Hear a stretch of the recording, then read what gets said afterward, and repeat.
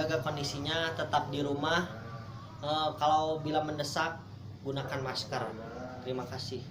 Menjelaskan tentang polimerase chain reaction. PCR adalah polimerase berantai, yaitu reaksi yang melibatkan enzim polimerase yang dilakukan secara berulang-ulang. Yang diulang-ulang adalah proses pemisahan untai ganda DNA menjadi untai tunggal. Hibridasi primer untuk mengawali replika DNA dilanjutkan dengan proses penambahan basa pada cetakan DNA oleh enzim polimerase. Untuk melakukan kegiatan ini dibutuhkan tabung PCR yang bersifat responsif dengan perubahan suhu dan mesin thermal sealer, suatu mesin yang mampu menaikkan dan menurunkan suhu dengan cepat, yang bahan-bahan untuk membuat reaksi PCR. PCR merupakan suatu teknik atau metode perbanyakan replikasi DNA secara enzimatik tanpa menggunakan organisme. Dengan teknik ini, DNA dapat dihasilkan dalam jumlah besar dan waktu relatif singkat, sehingga memudahkan berbagai teknik lain yang menggunakan DNA. Teknik ini dirintis oleh Harry Mullis pada tahun 1983 dan ia memperoleh hadiah Nobel pada tahun 1904 berkat temuannya tersebut. Penerapan PCR hanya dilakukan di bidang biokimia dan biologi molekuler karena relatif murah dan hanya memerlukan jumlah sampel yang kecil. PCR atau reaksi berantai polimerase adalah suatu metode in vitro yang digunakan untuk mensintesis sekuens tertentu DNA dengan menggunakan dua primer oligonukleotida yang menghibridasi pita yang berlawanan dan mengampit dua target DNA. Kesederhanaan dan tingginya tingkat kesuksesan amplifikasi sekuens DNA yang diperoleh menyebabkan teknik ini semakin luas penggunaannya. PCR adalah alat yang bisa digunakan untuk pemeriksaan di laboratorium medis dan bioteknologi atau biologi.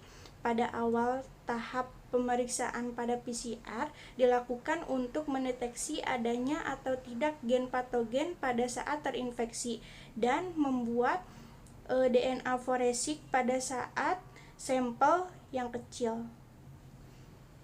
PCR digunakan pada biologi molekuler untuk membuat salinan amplifti dari bagian kecil DNA atau gen.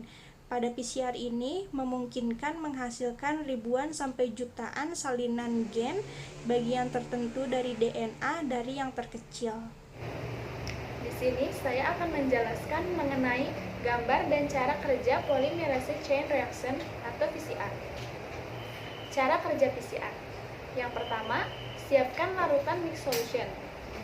Penyimpanan larutan-larutan primer, DNTPS, buffer, tak, dan larutan DNA harus disimpan pada suhu temperatur 200 derajat Celcius dan saat bekerja, larutan-larutan ini harus diletakkan dalam wadah berisi es. Kemudian, selalu gunakan tabung yang tipis yang telah disterilkan. Hindari resiko terkontaminasi seminimal mungkin. Selanjutnya, siapkan 12 tabung PCR steril dan pipetkan sebanyak 22,5 mikroliter mix solution dan masukkan ke masing-masing tabung PCR. Tambahkan 2,5 mikroliter larutan DNA sampel ke dalam tabung dan kemudian vortex sebentar. Selanjutnya, tambahkan mineral oil sebanyak 50 mikroliter.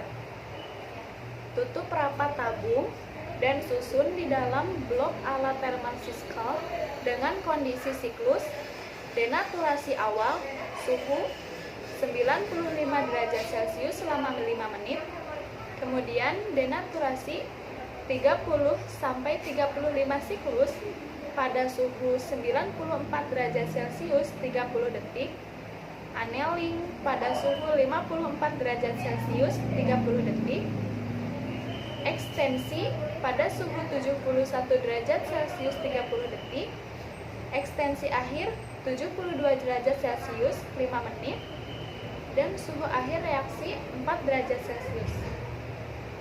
Optimilasi mungkin diperlukan dengan mengatur ulang suhu reaksi dan komponen mix solution. Optimilasi terutama suhu annealing dengan melihat susunan primer.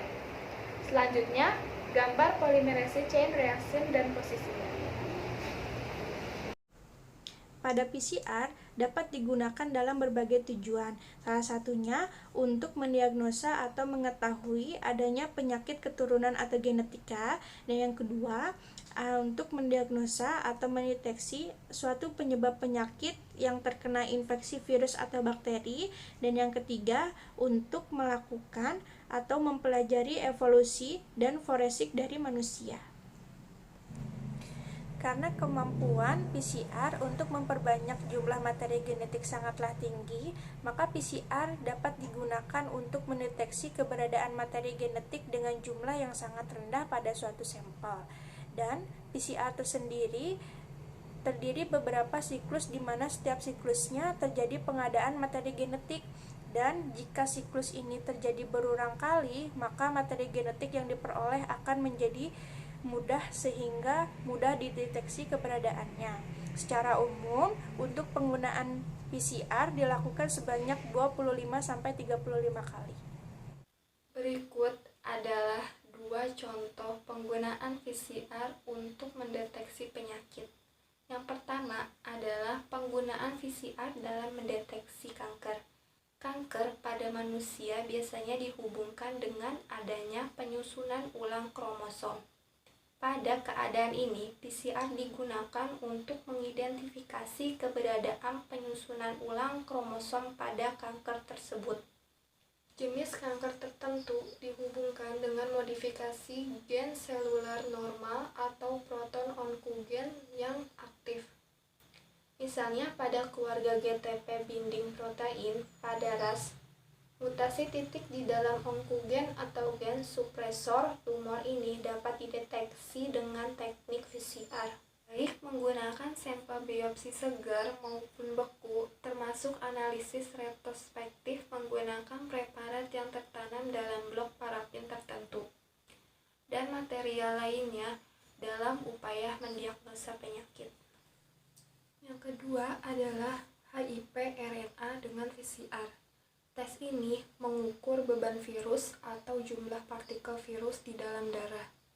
Pada awalnya, RNA dikonversi ke DNA, kemudian pengukuran dilakukan dengan cara memperbanyak sekuen ukuran DNA.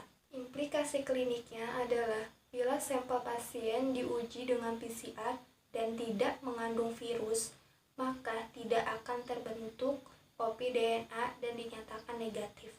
Dan bila seseorang dinyatakan terinfeksi, kopi DNA akan terbentuk dan dapat dideteksi.